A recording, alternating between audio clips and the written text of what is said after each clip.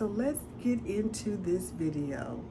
And this video, guys, we're going to focus on stress-free travel. So if you see me looking down every now and then, it's because I had to write notes, guys, because it's so much that I want to cover and I don't want to miss anything. So we're going to start out by packing in advance, guys. So when we're packing in advance, what we're doing is basically knowing our destination, knowing how long we're going to be there, knowing what type of events we're going to be participating in, and packing according to that. So if you are traveling, say for instance, on a 7-day cruise, you're going to leave a day to 2 days prior to your cruise, and it's possibly you'll stay a day after your cruise. So that's 7, that's 8, 9, that's 10 days, guys, that you'll be packing for. So of course you're going to pack your 2 days that you're going to be, excuse me, guys, in the city before you guys travel. And then you have the day after. You're going to have those clothes, guys, that you're packing. And then you're going to have your 7 days of cruise wear. So depending on the individual, some people go on cruises just to dress up. Some people go on cruises to dress down, to just not have an agenda, just to go, eat, drink, and have fun. So you dictate which one of those people you are, and you govern yourself accordingly. Because when I travel, guys, I travel because I am trying to wear some of my clothes. And I am packing as many of them as I possibly can. So that's how I pack. That's how I travel. I dress when I travel. I also include like swimsuits for the number of days that I'm going to be on the cruise, even though there are days that you get off of the ship and you go visit other islands. Sometimes when you come back, guys, maybe you want to sit in a jacuzzi or, go to a steam room or something like that before dinner or getting dressed for the evening. So, govern yourself accordingly as far as your swimwear and your cover-ups and different things like that is concerned. Also, guys, once you're doing this packing, depending on what airline, and I'm going to use Southwest as an example, so you get 2 free bags to check, and you also get a carry-on bag plus a personal item. So in your carry-on bag, guys, should be all of the things that are near and dear to your heart, like your medication, guys, your passport information, your cruise documents, just anything that you're going to need immediately.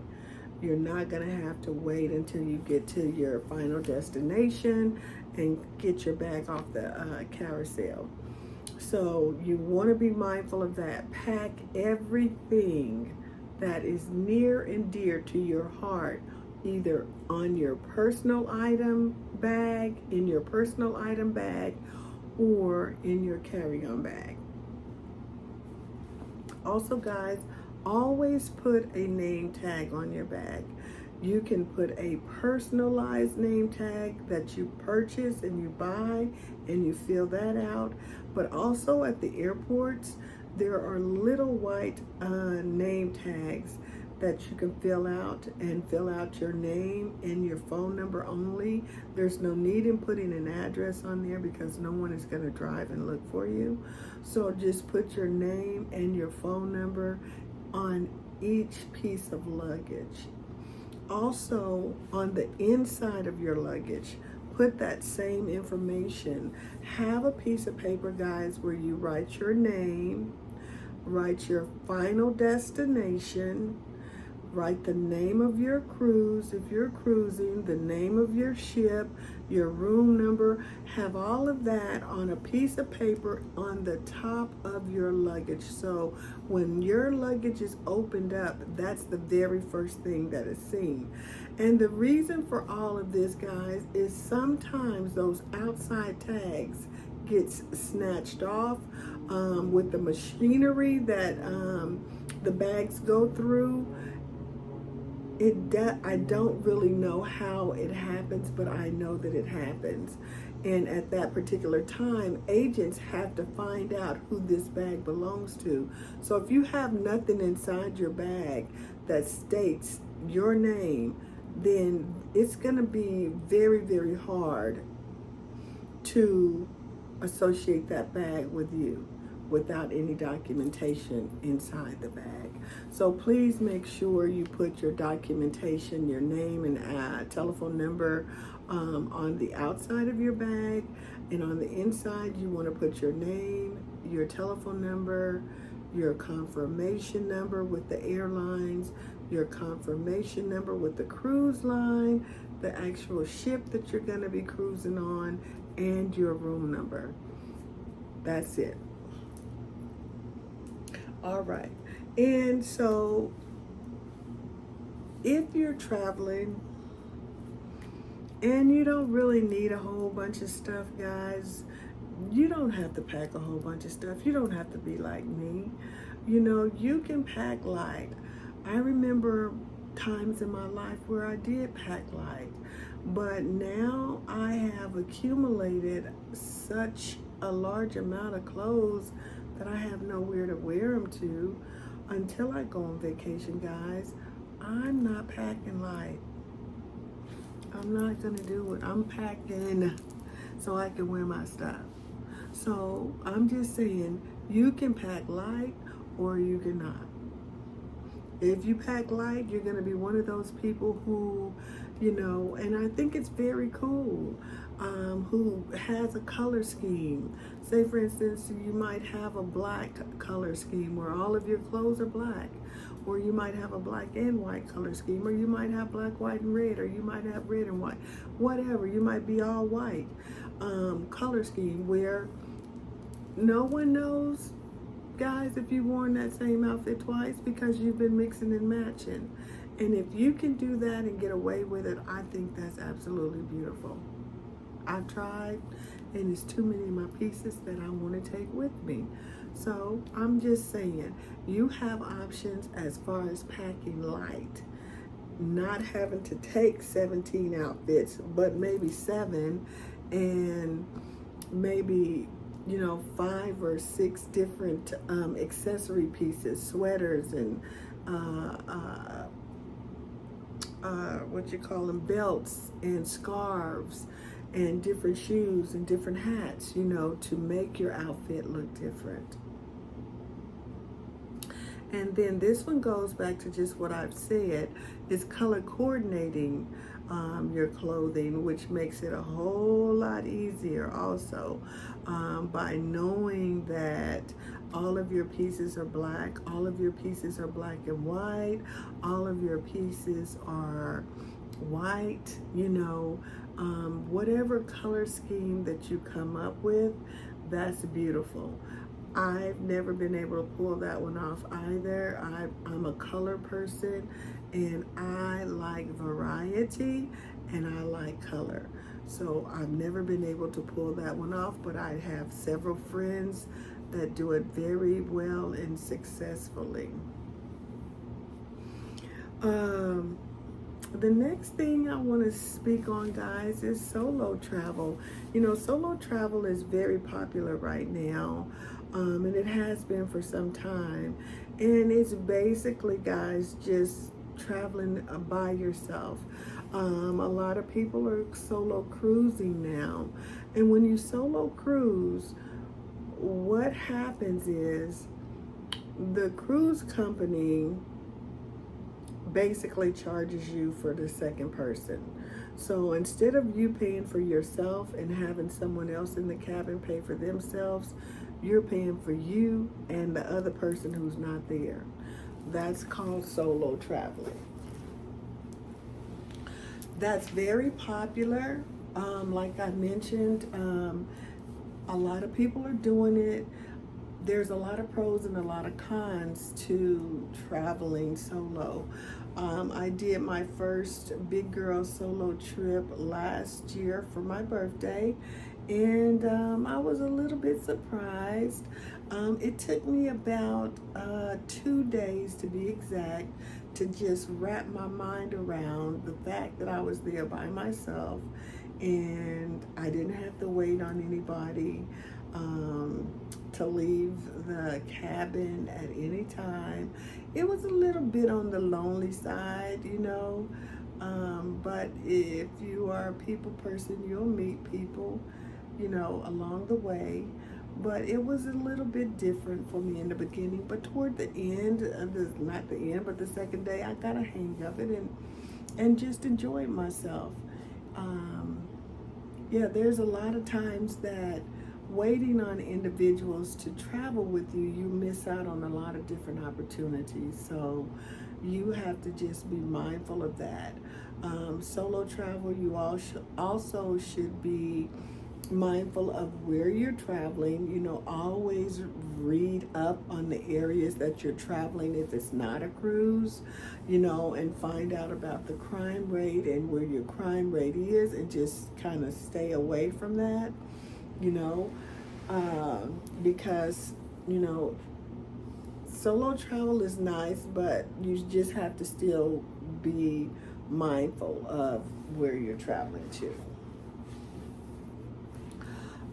Arriving at the airport is the next thing, guys. So a lot of times when you are traveling, you really and truly need to be at the airport 2 hours before your departure. I know a lot of people are like, I know I'm not coming to no airport 2 hours before my departure and do what? Just sit there? Absolutely. Yeah, that's exactly what I do because what? I'm not this to be rushing. I don't know what kind of TSA line it is. And why am I going to get upset and have my whole trip ruined over something that I did?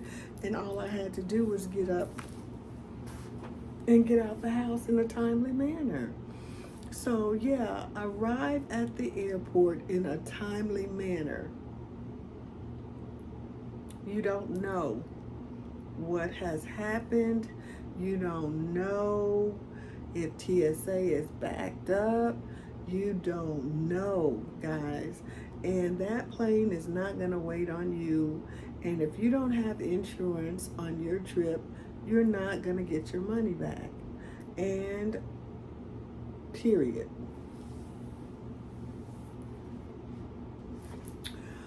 Also, speaking of Southwest, you do have the ability to upgrade your seat, not seat, guys, but your boarding positions. And that just basically means if you are a B or a C boarding position and you do have a carry-on and you want to make sure your carry-on gets on, you can upgrade to an A boarding position. So that's something you could always consider if you're carrying on, because sometimes if you're a C boarding position, guys, and there's no more overhead bin, they have to gate check your bag. And I'm not trying to talk about flight attendants, but they don't always get those city codes right. And your bag could end up anywhere. And this is just not the time nor place to have your bag, you know, any place other than the city that you're traveling to. Research, guys. Research the cities that you're going to, the islands that you're going to, you know, see what they have going on during the time that you're wanting to travel there. They may have festivals or something like that that you might want to attend. So, you know, always do your research as far as where you're traveling, and also the same for your cruise ship. You know, check and see when the last time it's been refurbished, and different things like that, because a lot of these cruise ships have been refurbished, but you just want to make sure that you're not getting into something really, really, really old and, be disappointed in your cruise.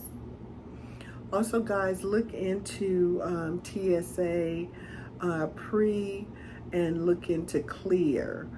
I will have to do another video on those two because it's a little bit lengthy detail, but please make sure you check into either one of those depending on whether or not you're traveling international or not. Also, let's see, but the clear, well, we'll get into that in another video because it is a lot of information that I have to share with you. Also, guys, this is something that I see a lot, is a lot of times people will order wheelchairs, not because they need a wheelchair, but because they feel like that's going to get them through the line faster, and it does. However, another thing that I've noticed is that the people who get you to your gate and to the aircraft also work on tips. And the stories that I hear from some of the individuals who work in getting you from the ticket counter to the gates to the aircraft, when it comes to tips, it's just not cool, guys. They're not there to do that just because that's what they choose to. They make money by tips. So when you travel, allot yourself $40 for tips. If you're going just on a regular trip and you're needing a wheelchair, have a $5 tip for going and coming. If you're gonna need help getting in your room, with a bellman, guys, that's another $5. So you just have to be mindful of the people who are helping you. Show them your appreciation. Leave a tip. It's okay to do that.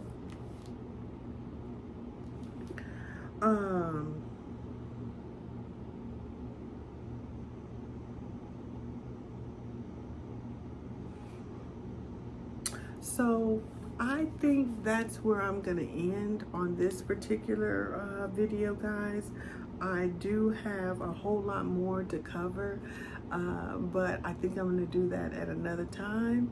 But I just wanted to touch base with you guys on some of the important travel tips. Also, I want to go back real quick to packing. There are cubes that you can order online, guys, that will help your packing so much.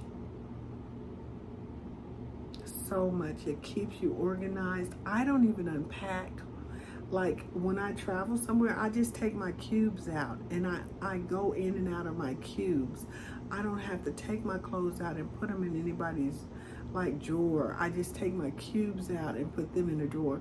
And sometimes I don't even put them in a drawer, guys. I just don't.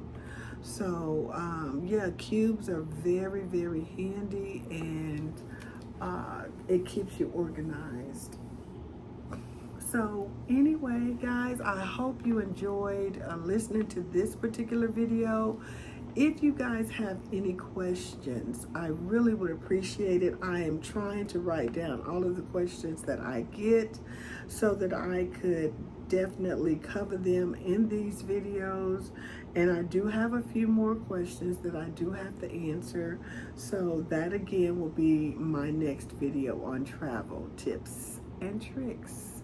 So until the next time, guys, please don't forget to remain sweet and kind. And bye for now.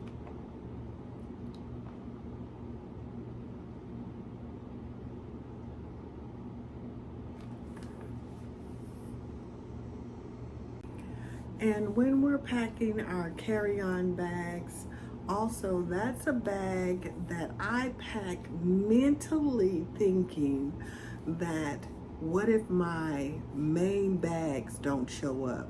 What am I going to do until I get them? So in that carry-on bag, guys, I am going to have all of my necessary medications that I have, anything that is not over 3 ounces in liquids, and at least 3 to 4 outfits. I'm gonna have some nightwear. I'm gonna have my limit of 3 ounces in like my body gel, my lotions, and anything that I'm gonna need to carry on my vacation until I actually get my bag. So you're going to pack that carry-on bag with some nice, easy to roll up clothes that you can just put on and not have to worry about it. Your long maxi dresses for the summer, or if you're going somewhere in the winter, put you a couple of sweater dresses and a pair of boots or something like that in your bag until you are reunited with your bag if it happens to be delayed. So that's just something I want to also remind you of. Your carry-on bag is a bag that you are going to use to your benefit. You're going to have extra outfits in it. You're going to have all of your medication, anything that you're going to need for the plane, your extra, your laptops, your power banks, anything that you're going to need like right when you get off that aircraft if your bag doesn't arrive, okay? So yeah, just remember that your carry-on is like your right hand.